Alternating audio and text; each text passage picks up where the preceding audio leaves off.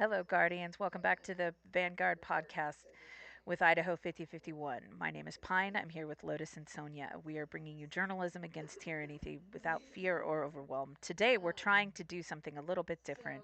Lotus is feeling a little bit under the weather, so we are actively trying to record a more conversational piece and see how it goes. Hope you enjoy. Yeah. I do kind of want to Which is define what dark money means because, okay, coming from where I grew up in Texas, right, like Democrat was a dirty word, and there were definitely like rumors of upper echelon doing the exact Epstein file shit, right? yeah. So when you say dark money, my brain almost immediately wants to fall into like conspiracy theory shit, if that makes sense. But I Yeah. know that that's not what it is, and there is an actual like connotation for what you're saying. I mean, isn't it like Citizens United is basically But what do we mean by the term it's dark money money? that you don't know where it's coming from, Yeah. Okay. and therefore you cannot really trace it Origins. doesn't necessarily have to be fully dark, as in no one can see it. Okay. It a lot of the times in politics, because people don't know where to look, Mm-hmm. right? Or there's not some main place that Like a paper brings trail? people's attention to it, right? Like Okay. some investigative journalism stuff Yeah. that gets put out, and people all kind of find a way to watch it and connect with it. Because that's so rare to actually have happen. A lot of the times these super PACs, first of all, you don't necessarily know who's donating to them, I think. And second of all, even if you do know what are they called, the corporations that are like conglomerates or something? Yeah, like monopoly. Well, Not monopolies, but like monopoly is a legal term. there's a subsidiary, but then there's like the parent company, and it's like it gets the Yeah. the shell corporation game, right? Yeah. Yeah. Where you have these corporations that are stacked within each Where other, these and people own one these of them people. is donating to something. Yeah. And you have to really follow all the paper trails all the way through to know who might be motivating those decisions. So it is kind of like the comical conspiracy dark cabal of people. But some not cases, just like explicitly. the tragedy of the commons when it comes to information. Like right now, we're dealing with not an information deficit. We're dealing with so much Overload, information that it becomes you're not going to be able to get the quality information to break through the noise. You're effectively drowning in it.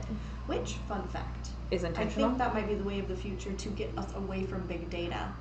Oh, I Spoofing, just saw a thing about basically. that. About a way to fuck with the algorithms. Yes, by sending false, like not false, but You effectively create secondary social medias and stuff that only upload, watch, or follow things that are positive and that are like investigative journalists, things that are like not following the chaos.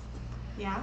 And I mean, some- that's just building your algorithm. no, no, right? no, not your own. You create secondaries and thirds and fourths and whatever because it only takes a small amount to fuck with the overall algorithm because the overall algorithm is working off of statistics, right? So like Oh, so you're talking about like the big picture. the algorithms, yes, like the big ones. Okay, so like Target let a dude know that his oh my daughter gosh, was is that what all of the like Russian bot well, accounts so are doing? yes. Well, so, okay, so hold on. I That didn't think that about that dude that aspect. dude who found out his daughter was pregnant through Target. It's Yeah. not pregnancy tests that they look for to predict if you're gonna have a baby. It's Right. it's vitamins. It's larger purses. It's different clothing items. Not His necessarily. daughter's shopping habits changed Yes. in a way that and so showed, Target sent them newborn coupons. Right. He got mad at Target. A couple weeks later, come to find out his daughter was actually pregnant. And Target knew based on the things she was buying, Right. not necessarily the birth control, not necessarily the birth or the pregnancy test. It's not like, yeah, So not like Target's out here giving people and there are pregnancy there are other people who have gone in and spent something like $60 to go in and create bot accounts that like certain things, and they've seen statistically how it fucks up the algorithm. So we could effectively change the algorithm by creating different accounts. That's interesting, and that's different than what I was thinking about.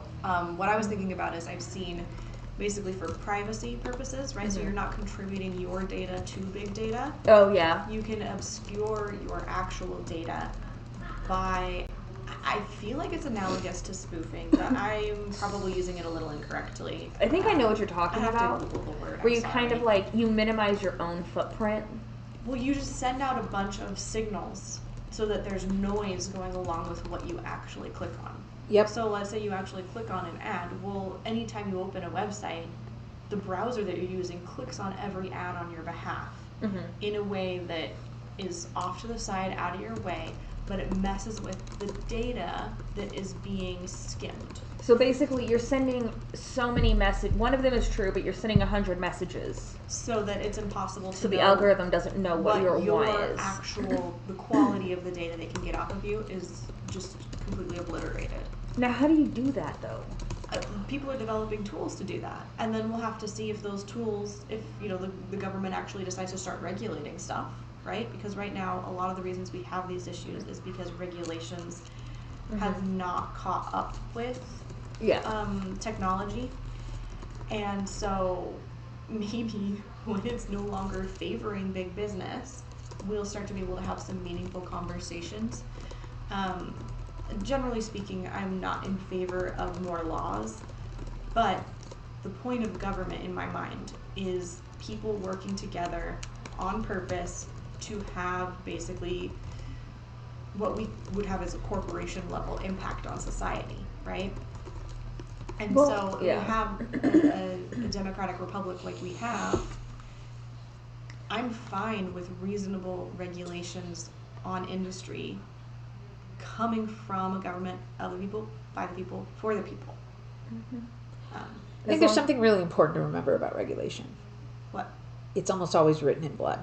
Yeah. Yes.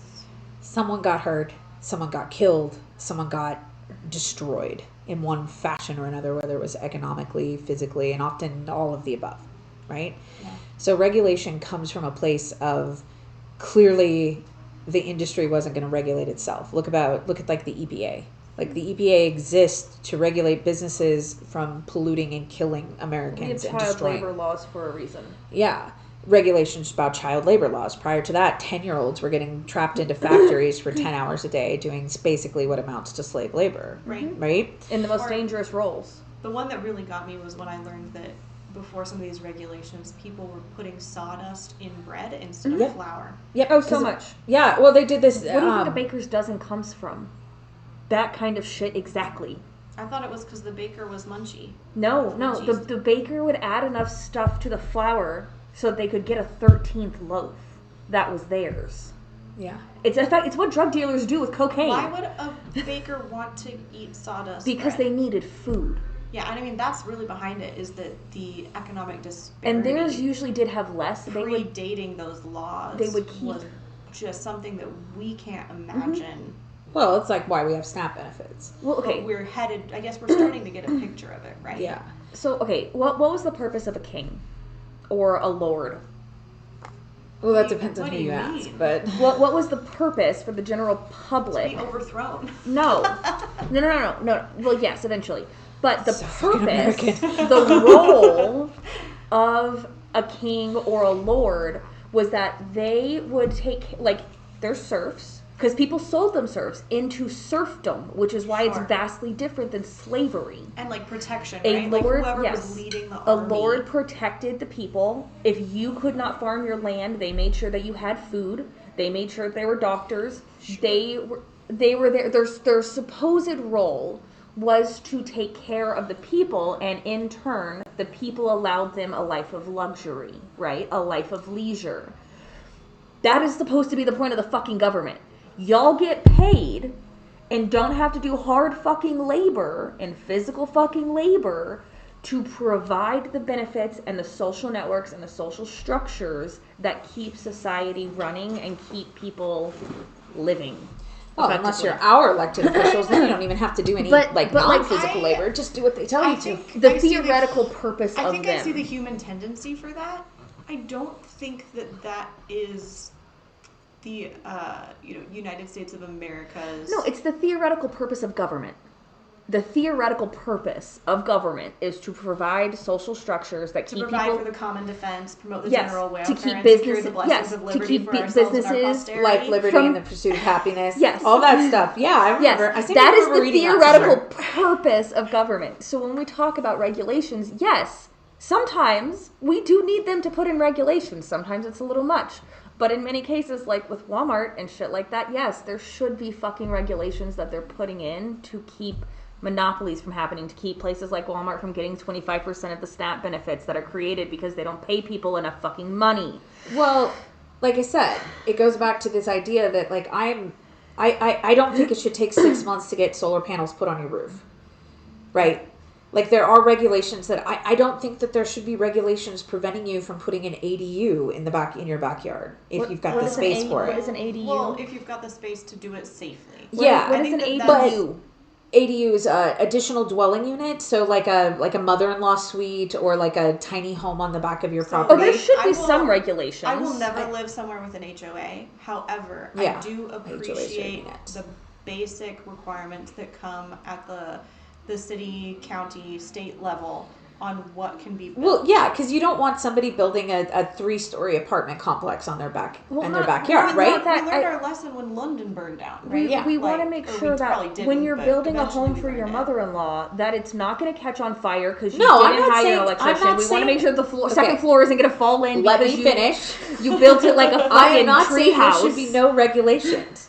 I am just saying that the option to do so should exist with anyone who has a property of enough size. Yes. Rather than where some cities will prevent you from actively doing that because it's against city code to do that. Well, yes, and that's And what I'm that saying. makes Some no regulations sense. are a little excessive, Right? but we should have some regulations when building houses that people are going to live in. Well, okay, I just want to pause and say, like, this is what I would hope a republic would actually sound like when they are brainstorming what bills to pass. Exactly. There This should type be of conversation about the balance between what individual, like what the government owes people versus people owe the government, and how we can work together yeah. to Yeah. be able to respect our neighbor, but also be empowered to live the lives that we want to live as individuals. So, Yeah. Fran, we don't disagree. No, I think I'm fundamentally we agree. Yes, there should be some regulations. It just but- shouldn't. It just shouldn't be like a carte blanche thing, right? Yeah. Like where Boise just barely started allowing ADUs.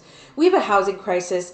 Elderly people, in particular, or disabled people, face a housing crisis. But if you have an adult disabled child, being able to build a small ADU on your back of your property, Maybe not like a 3-story building. no, but that gives them some autonomy that they may not otherwise be able to go, and provide for like an economic relief, in terms of like putting your disabled child or your elderly parent who can't really live on their own in a facility And the is best insanely thing- expensive. The best thing you can do to not end up in a situation where you have, is it okay to say the word shanty towns? This comes to mind. I feel like think it's a bit like spoofing, where I'm like, I don't fully know all the context, Yeah. but where you don't end up with these infrastructures that are dangerous Yeah. and not conducive to thriving communities, right? How you avoid ending up with that is that you actually have a empowered citizenry that isn't so hard pressed to take care of its people, because it's like if you Exactly. if you have a healthy hub in your family, right? Like the sort of the matriarch patriarch type energy, then it just kind of naturally happens for humans that they take care of each other, right? Like in my family, there's this interchange between a couple different households where we do our best to help each other when we're running up against a wall with something that's not going well. Yeah. It's your micro community. Yes. And so if you are able to support the community, if the way government builds out structure is actually supportive of building out a healthy community that is empowered, you got to really trust your neighbor to be reasonably competent, Yeah. and to equip them to be reasonably competent rather than micromanaging them. Exactly. Exactly. We Like need they're social support networks that create stable communities. well, and regulations are typically not designed to infringe upon our rights, right? They're supposed to infringe upon big businesses' right to trample over us, which is what ends up happening. These regulations to trick us. and to trick us and to lie to us and to endanger us. Yes. And so that's where the regulations come in. So when the Republican talking heads talk about deregulating stuff, they're not talking about deregulating Business. us putting solar panels on our roofs or building an ADU. They're talking about deregulating big businesses' obligation to the people that they will directly impact. They're talking about deregulating them from, making sure that their waste isn't contaminating water supplies and soil, and that they're not contaminating. They're basically doing the exact opposite of what they did but at the... Republicans have done a very good job of selling other people who want deregulation because they don't want it to take them 6 months to get solar panels. It's just a Republican issue. No, I think it's a big business issue because big businesses parties have done a very good job of convincing people that voting for deregulation will benefit you and I. It will not. Well, so what they linguistically poison us. stole And the that word. goes back to the dark money thing. Yep, always. They linguistically stole the word because deregulation in the early 1900s is what we're talking about, right? It was putting regulations on corporations to keep people safe, right? Yeah.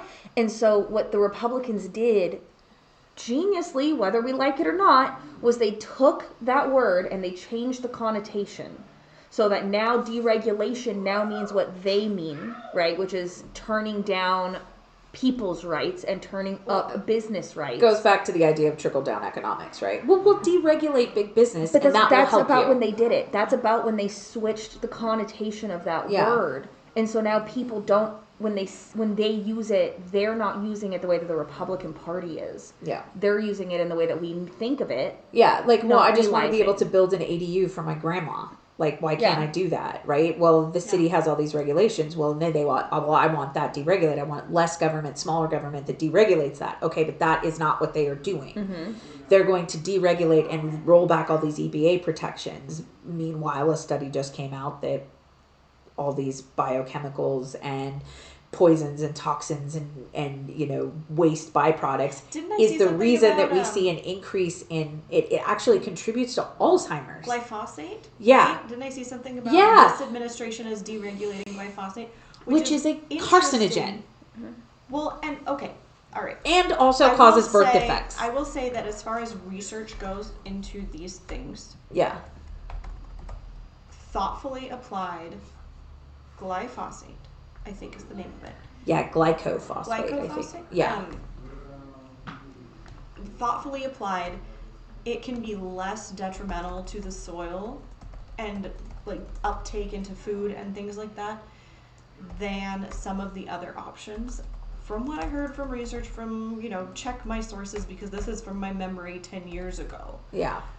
It's still in the quantities, like the farmers that are applying it, it's a carcinogen for them. Yeah. But as a home gardener, if I'm up against a wall and I've tried everything else, when I'm going to go down the aisle in the big box store, that might be something that I consider based on research. Yeah. Now, I didn't want to derail. I totally derailed us. No, That but wasn't I my mean, intention. I think that that's one of the most interesting things. What I wanted to get at with that is that this administration seems to be, like, that is just a wild example of how they sold their voters, the people that voted for them, one bill of goods and are not delivering. No.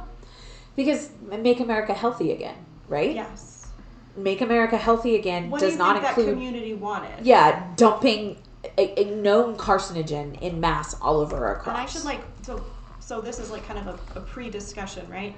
I'm like, I want to look up that fact. Yeah, we should talk about that kind of stuff. I would love to do an episode following up on the Make America Healthy Again promises that are absolutely not backfiring. Children dying from measles for the first time in 30 years is not healthy, right? Well, so... Meanwhile, RFK Jr. is going to wear jeans in a grotto and drink milk, and swim in a poisoned river. That was absolutely. Have you seen that video of RFK Jr. think I saw and Kid him Rock, who, working- by the way, looks they like were- he does way too much meth? They were working out together. I saw Oh, some you- video okay, of that. you Is can- that actually RFK's body or was that Yeah, AI? no, that's him. That is not natural.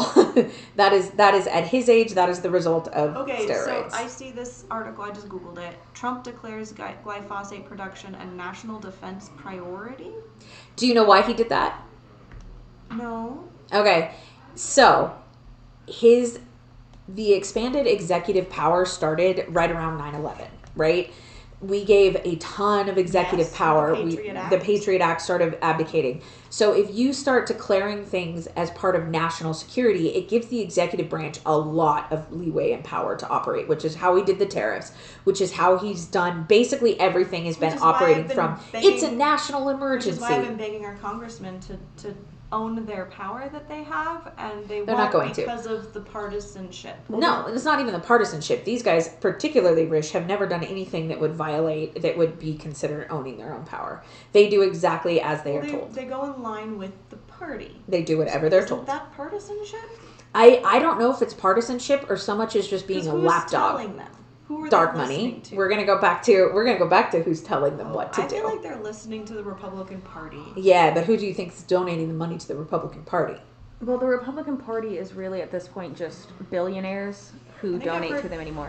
Well, yeah, the billionaires donate to the super PACs and have the backroom conversations. But what I'm saying is, I don't think any Republican who's been elected is making their own choices. No, they're not. They're doing exactly what they're told. They're just puppets. There's So no it's not like they're thoughtful listening to a party. analysis involved. They literally have just been doing as they're, particularly our Republicans. Now we can take some like Rand Paul, Massey, Right. Tillis, some of those guys, Murkowski, some of those guys have been pushing back, right? And being like, no, I can't violate my rules to here. And it's a weird world when Rand Paul, Thomas Massey, and I are all in alignment about something.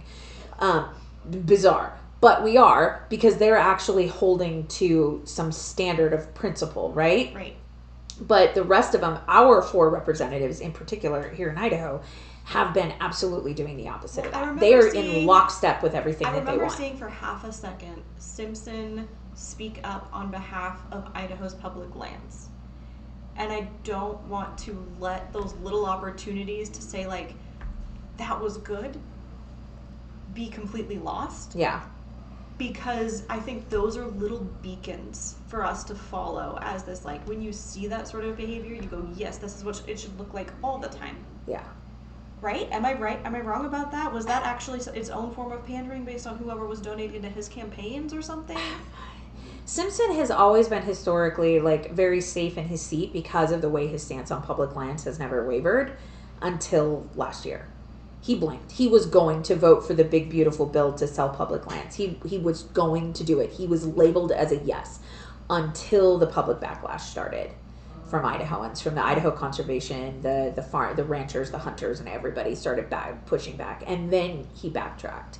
So Okay, and I who don't is know. the everybody, because that's where it's like 97% of Republicans and Idahoans Democrats. agree on public land. It's like it is across Yeah, the but board. it's been so clear to me that they don't listen to the constituents; they listen to something else. They right? listen to dark money, like So we're going to then be talking why about. are they like in caring about Marsing? 97% of Idahoans? That's Probably what I'm trying because to some help of it. those donors and some of those people who do have their ear came back in. But if you were to vote against public lands in that bill, that was a death sentence for your career.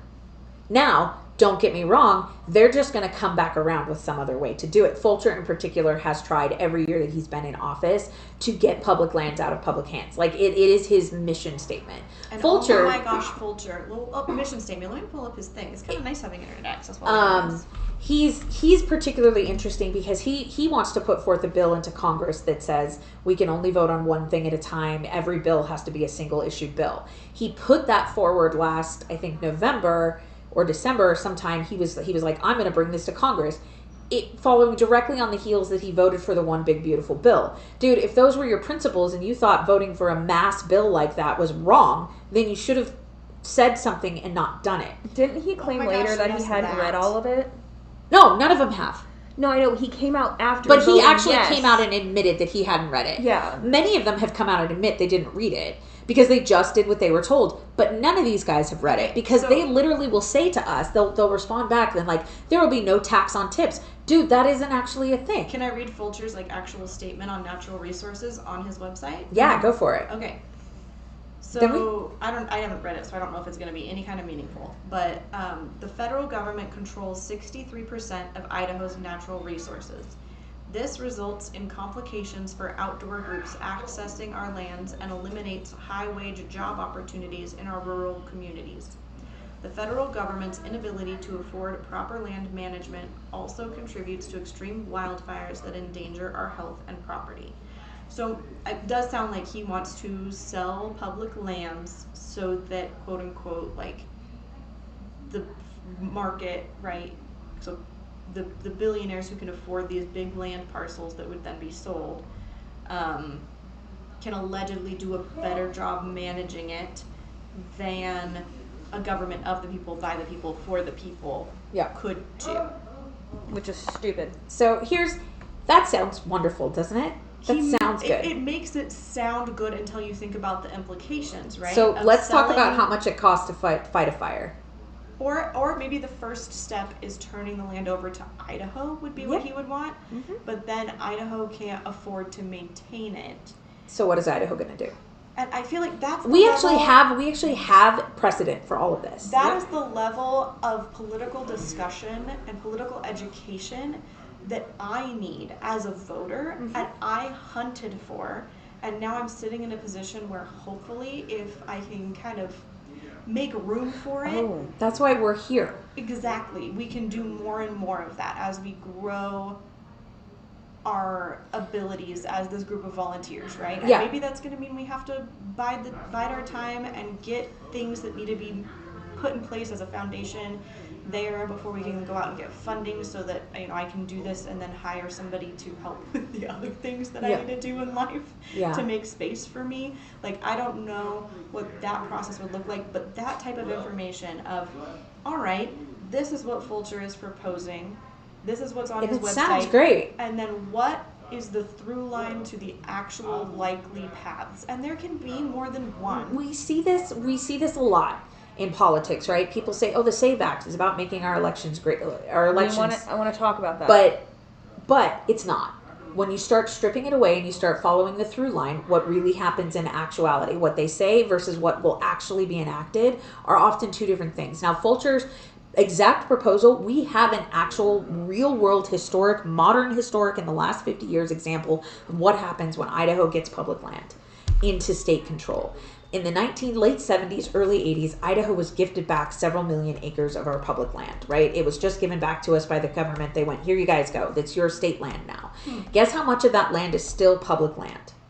Probably none. Or about 50%. Half is pretty good. I mean, I'm not saying that we should. Guess who owns the other half? The government? No, it's not Idaho. No, it's gonna be maybe like the movie stars and billionaires that can buy a significant amount of land. The Wilkes brothers and those guys. They own most of that. Because they sell large parcels and they sell it in a way that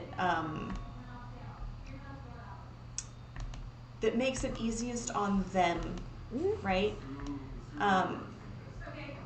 And they're not like we don't have politicians that look out for the interests of the I guess the middle class is the working term. Idahoans. The working class. They do not. They look out for the interest of big business and industry. And that's it. Because the working class is so busy working.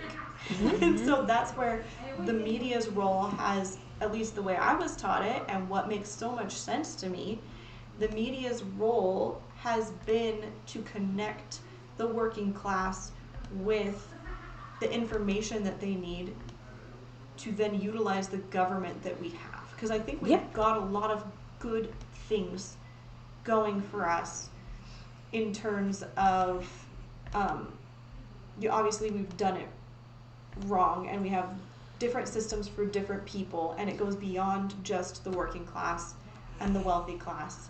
Epstein glass. The Epstein class. We have the history of racism and the way that Native Americans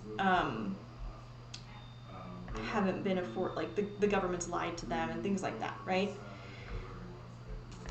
But the heart of the Constitution and what it claims to believe, I think, is a good thing and something that we need to just further that dream into reality, right? Yeah. And I mean, that's why we're here. Get up on this soapbox. That is why the Idaho Vanguard was created, right? Oh, because I was talking about the media. Yeah, and that's our job, is to break it down and make sure you get the information. And help people know their rights. Know their rights and know the truth of the information. Potential themes for No Kings 2, right? Yeah. And we're going to do a poll within the Idaho 5051. You know what my theme is. You know what I want. I want it to be a focus on our rights, particularly as it applies to how voting. You and I are in complete agreement on that. It's like as it applies to voting, because voting is coming up and the midterms are so damn important. On that voting, it also goes to mutual aid because we have our inalienable rights too, and if we recognize those, even like what's it called, jury nullification. Yeah, that's an inalienable right of us as free-thinking people to look at the system and determine, this is where I'll engage, this is where I won't engage. Because I feel like I don't want to try to describe jury nullification because I haven't done the training. No, but here's the thing. So with all of that is, that's our job, right? Break it down. Make sure you understand the facts, the truth of the information, and how that applies to the context of our information. Yes. Because just knowing the facts of the matter don't give you the context of it. Well, and having somebody who you trust to actually give you the facts that empower you versus giving you the politicians' polished talking points. Yeah. And I get that, like, a good soundbite is going to travel so far. Yeah, it will. But I feel like those sound bites have to call people into being empowered and to make things digestible. At the same time, we're pushing for whatever it is we can do to get people to a place where they're not having to try to work so hard and like work 3 jobs to scrape by. Exactly. So that they can barely even show up to vote. Exactly. Let alone. And all of that is intentional, by the way. Before they go vote. Yeah, all of that is intentional. So I think that is kind of the heart of what our country needs right now to recover from where we're at. Yep. We need that mutual aid piece. We need to know the basics of where we have rights within the current system. Yeah. And what levers are available to pull, what things we can push on. That's where Idaho 5051 comes in. We will expose all the levers that you can pull. We're working on it. We're working on it.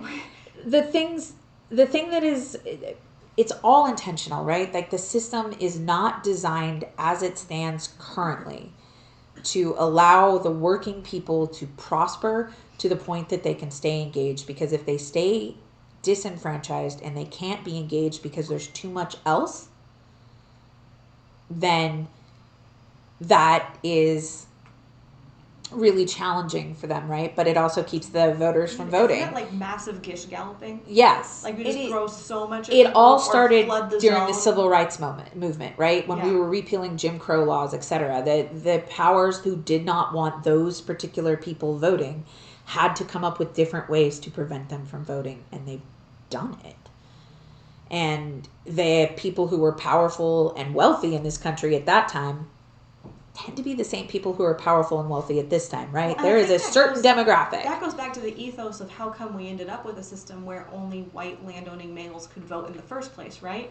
Yep. Because it was the white landowning males that had the... they believed they were educated.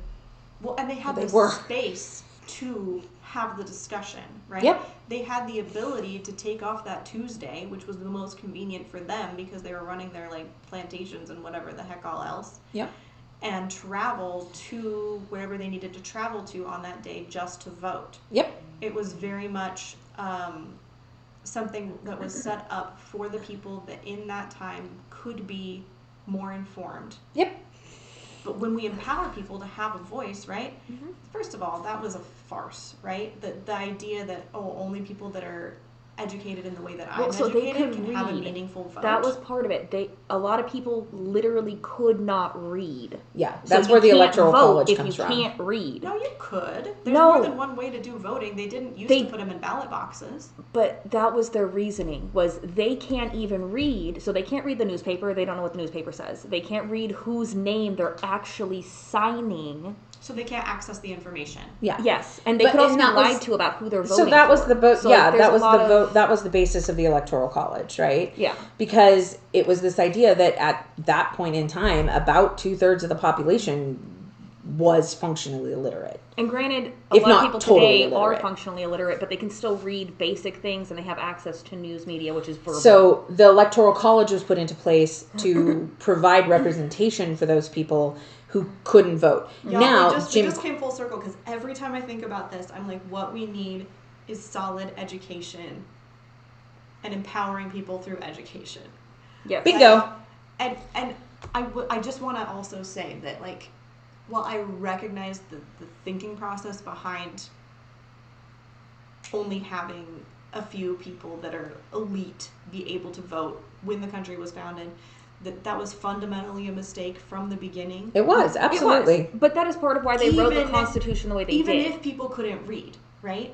Like, even if that's the case, that was still a mistake, because you cannot have a healthy democratic republic when a bunch of the people are disenfranchised.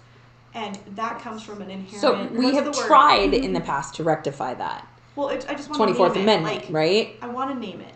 Well, yeah, but that's part of why they wrote it the way that they did, was they assumed that eventually the American populace would be... That's the word I was looking for. Yep. Yeah. Is that inherent view of supremacy. Yep. That is basically the, what's it called? It's not hubris. Hubris is the typical, like, fatal flaw in literature. I forget. The humility? No, it's not humility. It's the hubris. Whatever the fatal flaw is of the story arc, right? That idea of supremacy really just, I don't want to use the word I want to use on the podcast. It's built in. It fucked over our country. It did. Yeah. It did. And it continues to do so, because we continue to see it right now, right? And we see it from our own government currently. The regime posts white supremacy BS on their social media. Like, word for word, blood and soil, that's Nazi stuff. Like, straight up. Because straight up. The antithesis of that is to empower your neighbor, because you know when they are thriving, the rising tide raises all ships. And that our thriving is tied up with our neighbor's if you are someone who has been in a position of power, and in this country, wealth and power are often correlated, if not completely intertwined at all times, and you start to see someone else becoming empowered, that feels like a threat to them. Right. Well, because you might not necessarily agree, or you might not think that that person has the quality of information that you have. Exactly. No. When you're in power, it's about the fact that power is a pie. That's it. To them, power is a pie, that if someone else has power, they lose power. Yep. It's not, they don't see it the way the rest of us do, as if rights are just an ocean. Giving more water to someone else in the term of rights doesn't decrease the because ocean. You're not looking at the big picture, you're looking at the control. That's what what control is a scarce resource, right? You can only have so much control. Depending on the population and populace that you're looking at, yeah. But thriving is not that. But the people in power, when they see the little people getting power, even though to us... They see that they're losing control. Yes. Yep. Because they are. They are. And because to them that is scary. To them that is scary because they want to hold on to that, right? Like, I mean, let's take Rish, for example. Rish has been in office, serving in office from the state legislature on up into the Senate since 1977. Do you really think that a man who has been doing that this long has any idea, and he's worth well over $50 million, and that's the low estimate. Do you think he has any idea what it is like to currently be an Idahoan? I think Pop needs to enjoy his retirement. Yeah, he's 82. Yeah. What does he know what it's like to be a millennial Well, and trying to buy land, etc. in He's Idaho? been in it for so long. That's why we also need term limits, right? Well, and Because not here's only is the he older, he's also been in that role for long enough that it has really taken him and shifted his ability to even like I'm hoping he doesn't think bananas cost $10. So, but but a lot of these people do. he's running again. He's 82 and he's running again. What logical reason does he have to do that? He's 82. Man, it's go. just his comfort. You have millions of dollars, more money than you could possibly spend in the last maybe decade of your He life. could go be a greeter at Walmart. But he doesn't want to give up the one thing he's got there, and that is power. It's not about making change, because if he was going to be making even know positive if it's changes for the actually country, power. he would have done that. He has Because not. we His talk voting about- record is fucking We atrocious. talk about how it's literally just doing what other people tell him to. Yeah, Right? to maintain his own power and his Well, wealth. I don't think that he has any. he like, I thinks don't- that he does. He's power adjacent. it's a sense of importance, Yes. right? It's part of, and it's a human need, right? Now, that goes back to the At like, 82, you should be mature enough as an adult to not need it anymore. Oh no! Oh Well, no. here's the thing And that is not how people work. I know. Right? That I know, it's maturity frustrating. is not guaranteed with age. We Oh, have God, to no. work for it. And so I do think that he probably does it for the same reason that like I'm probably not gonna want to retire when it's time for me to retire, right? Because I've kind Well, of you're a millennial, Sonya. You don't get to retire. sure. But at the same time, like for me, and honestly, this is something we didn't acknowledge earlier when we were talking about Snap. I think a lot of folks want to contribute.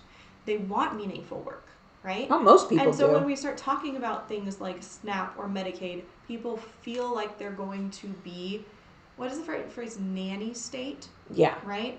And I think that is an important piece of the conversation, that if there could be somebody, and I guess it's going to have to be us trying it out and shaking things up and seeing what we can do, to acknowledge that, right? That there's validity to not wanting to tell somebody when to show up and what to do when they actually have plenty of their own agency that they want to enact. Yeah.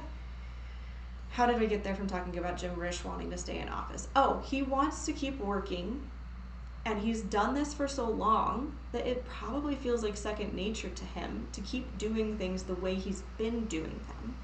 Yeah. Just rubber stamp whatever you're told to. You know, well, and if it was a job like being a greeter at Walmart, like that can be really actually kind of cool and fulfilling for some folks, right? Yeah.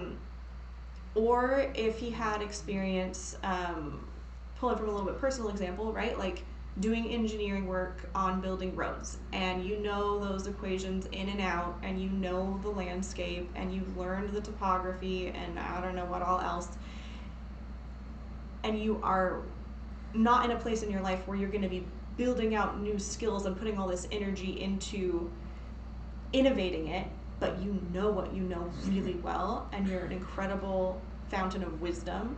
Is he? History? No. This is another hypothetical person, and I'm Yeah. actually kind of building off of somebody that I know and admire in my life. Right? Yeah. And if that person doesn't want to retire, that's great. I don't think that applies to congressmen.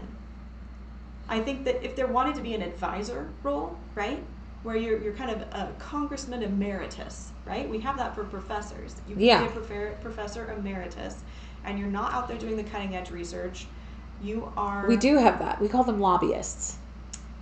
Okay, yeah. So he could go be a lobbyist, right? Yeah. And the Queen, right? People in the UK have to deal with the conversation of whether or not the Queen has a purpose. Oh, I see you look at it because you've got personal ties there. Yes. For those who don't know, my family is English. And so British. from what I understand, from my United States American perspective, right, is that the Queen and like the role of the royalty over time has come to be advising and like leading by setting a tone. Yep. But primarily advising and having conversations with the Prime Minister, and the Queen is supposed to kind of always be there. Or I guess now we have a male queen, but you know she's always supposed to be there in order to say, yep, I remember when this happened when I first came in 1950, or I remember my father telling me about this. Yeah. Um, So the role of the monarchy in England is to have a voice, but not necessarily a vote. exactly. It's a figurehead. Their job is But to set the can, tone. That can like kind of cheapen it when you just say it's just a figurehead. It sounds like a mascot, and I think it's more than Kind of. At this point. Yeah. There's not a lot of actual Well, I don't legislative think power. I don't think lobbyists are mascots. I No, understand lobbyists what actually have a significant amount of power in terms of influence, and right? my But a lot understanding of was that the queen had real influence. she could, by virtue of being the queen, hasn't proven And by to virtue work that of way all of with that Charles. money. Yeah, Yeah. hasn't worked that way Well, with and the Charles. wisdom to use your influence. Because effectively. when you're raised in the royal family, you're kind of it's like from birth. It's not something you decide you're going to do at 30. Right? Like you're told from the get-go that this is going to be your thing, so you just have to deal with it, the heir and the spare and all of that stuff, you know. Right. Like William has no option to marry an American actress and live in California. He has zero option for that. He's the heir. Well, without like Harry without does have the option to do that. Well, there was still scandal, right? No, it was a There scandal because she was, for a lot of reasons that are completely, Asinine. a lot of racist reasons. Well, and you can also like give up the throne, so to speak, right? You Without can even massive- abdicate. Yes. You can abdicate. It is not been done very often. Edward did abdicate the throne because he was going to marry a divorcee, and they just absolutely lost their mind. Which, again, goes back to the idea that the royal family in England is more of a figurehead than they are anything else. Because if the biggest scandal to prevent someone from becoming king is that he wants to marry a divorcee, you don't really have a lot of work that you're actually enacting, right? But their job is to be advisors. Their job is to set the tone for leadership. Now, ironically, that same job is supposed to apply to the president of the United States. They are supposed to set the tone. Ouch. Oh, ouch. Thank you for that. But for some reason, I briefly was thinking about the UK and was blissfully unaware of our current context for just such a sweet brief moment. For And such then a all sweet of us brief came moment. crashing back. we should probably record the actual episode that we're going to record today. I feel like, yeah. in Wait, some was ways none we- of that on? That's all recorded. Okay. In some ways, we really did it. We really Well, did. It's 1 o'clock, so yeah. How long was that? That was like 46 minutes and change. I feel really good about it. Do you want to just like have that be the episode and this will just be a super casual episode? Yeah, I That's kind of. Okay. Or we could save it because it's pretty free from current events. Yeah. So if we have another off week, hey guys, apparently we're having an off week if you're hearing this, right? Yeah. And then we can, do the beginning part. I have to and go the back end to work part. in the next 30 minutes, so if you guys want to record again, you can do it yourself. I don't have time. Okay. Yeah. So for those who don't know, this is not a full-time gig. All of us who are involved with the Vanguard are volunteers, and we do what we can. It is a full-time job for me, on top of my actual job. Well, no, because if that makes it sound paid, it is not. It is not, but it is a job I work for free. The same with Idaho 5051. We are all volunteers. We don't get a dime out of it. And so we put in a lot of hours, but just as like Lotus mentioned, a lot of it is between doing other things. Like Lotus is here basically on what amounts to being her lunch break. Mm-hmm. And so we're juggling a lot. So if ever there's episodes that get delayed or you don't hear from us for a minute, just know it's because we're doing a lot of other things. We have bills to pay. Yeah, we all have bills to pay, and unfortunately, our bills aren't being paid by doing this work yet. If you want to change that, you can donate Like, to subscribe. us. Like and subscribe and donate and join and become a paid member for the podcast. It would be And there amazing. might be It helps some us. time in between as well. Like, please donate, like, subscribe, because it'll further the work we're doing. But also, there's a lot of conversations and building that foundation that we're currently doing. Yeah. Yeah. And there's a few, I would say, building that foundation, there's a few projects that have to happen. Yeah. Like, we have to really dig it out and then pour the concrete. And then we can start thinking about building out a building of potentially paying people Yeah. instead of having it be strictly volunteer. Yeah. But we do want to get to that point. We want to get to that point where we can, at least with the Vanguard in particular, pay people to do this full time, to bring you that information, to break that information down for you, give you the truth in context. I think that'd be Right? so cool.